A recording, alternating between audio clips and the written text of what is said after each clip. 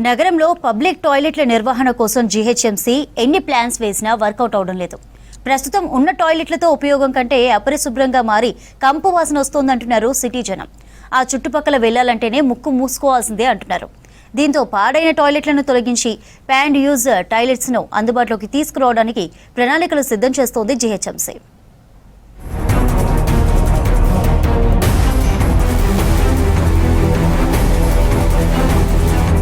Greater పరిధిలో 2000కు పైగా public toilets ఉన్నా ఉపయోగించడానికి రావట్లేదు.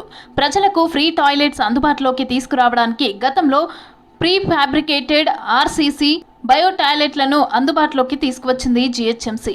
కానీ వాటి మెయింటెనెన్స్ సరిగ్గా లేకపోవడంతో నిరుపయోగంగా మారాయి. సేఫ్టీ లేకపోవడంతో టాయిలెట్స్లోని నల్లాలు, కమోడ్లు, లైట్స్ చోరీకి గురయ్యాయి. ఉచిత టాయిలెట్స్ ఎన్ని తెచ్చినా తిరిగి నిరుపయోగంగా మారుతున్నాయని గ్రహించిన GHMC pay and use toilets తీసుకురావాలని ఫిక్స్ అయింది.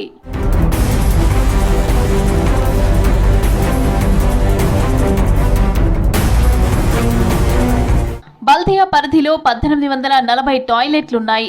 ఇందులో 1100కు పైగా టాయిలెట్లు పనిచేయటం లేదని, కనీసం రిపేర్ చేసి నడిపించే స్థితిలో కూడా లేవని చెబుతున్నారు అధికారులు. వాటిని తొలగించి పే అండ్ యూజ్ టాయిలెట్లను తీసుకొస్తామన్నారు అధికారులు. ఇప్పటి వరకు నిరుపయోగంగా ఉన్న 500 టాయిలెట్లను తొలగించారు అధికారులు. బిల్ట్ ఆపరేట్ ట్రాన్స్ఫర్ మోడ్లో ఏర్పాటు చేయనున్న పే అండ్ యూజ్ టాయిలెట్స్కు ఎక్స్ప్రెషన్ ఆఫ్ ఇంట్రెస్ట్ బిడ్లను ఆహ్వానిస్తూ నోటిఫికేషన్ జారీ చేసింది బల్దియా.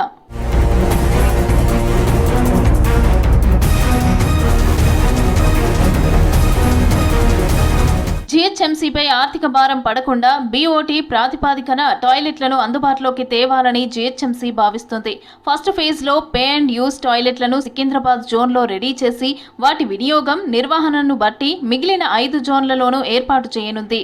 Secunderabad railway station, Jubilee bus స్టేషన్కు రోజు వేల సంఖ్యలో ప్రజల రాకపోకలు సాగిస్తూ ఉంటారు. అందుకే ఈ ఏరియాలలో మొదట టాయిలెట్లను ఏర్పాటు చేయాలని నిర్ణయించింది జీహెచ్ఎంసీ.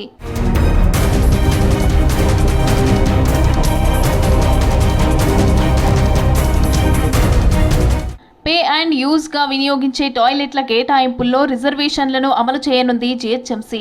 సఫాయి కార్మికులకు 25%, వికలాంగులకు 10%, మిగిలిన 65% జనరల్ కోటా కింద వివిధ సంస్థలకు కేటాయించనున్నారు. రోడ్లపై బహిరంగ మూత్ర విసర్జన కాకుండా చర్యలు చేపట్టింది జీహెచ్ఎంసీ.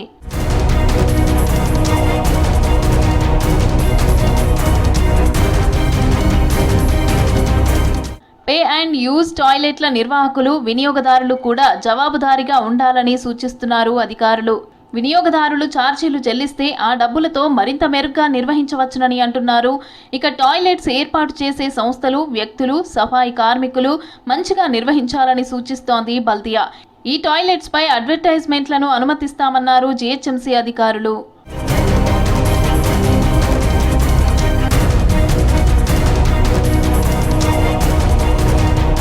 నగరంలో టాయిలెట్ల నిర్వహణకు ఎన్ని ప్రయోగాలు చేసినా విఫలమైన జీహెచ్ఎంసీ పే అండ్ యూజ్ టాయిలెట్లతో సక్సెస్ అవుతామంటోంది.